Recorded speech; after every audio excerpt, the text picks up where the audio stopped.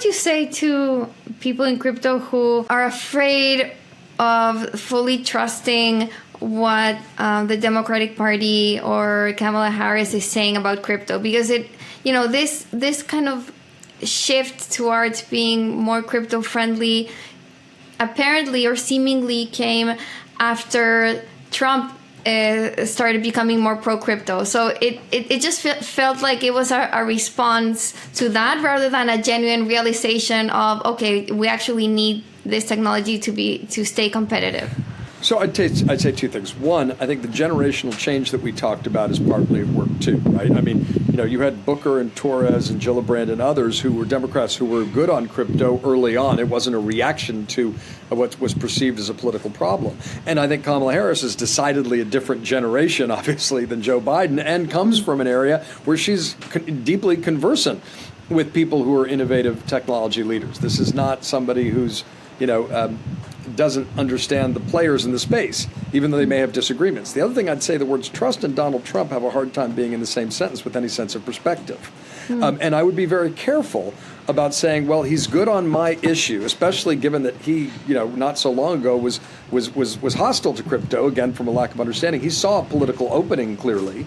But throwing all your eggs in that basket is a bad idea. It's bad for policy. It's bad for politics. Again, there's a generation of Democrats who are trying to make sure that Democrats are on the right side of this issue. But if you end up empowering, Donald Trump politically and vote, and support Republicans in a blanket way, you're getting a lot of other things along with what you think will be better crypto legislation, right? I mean, you're getting, you're empowering folks who've led an assault on reproductive freedom. You're empowering a candidate who tried to overturn an election on the back of a lie. Someone who's talked about, prosecuting and imprisoning political opponents. Somebody who's, who's talking about undercutting NATO. And empowering autocrats throughout the world. So you don't take it a la carte, right? That's what I'm saying. If you want to empower people on the center left who understand, the importance of crypto, that's a good counterweight. The smart thing to do is to make sure you're backing candidates who offer a understanding that it needs to be broad bipartisan support for this new technology.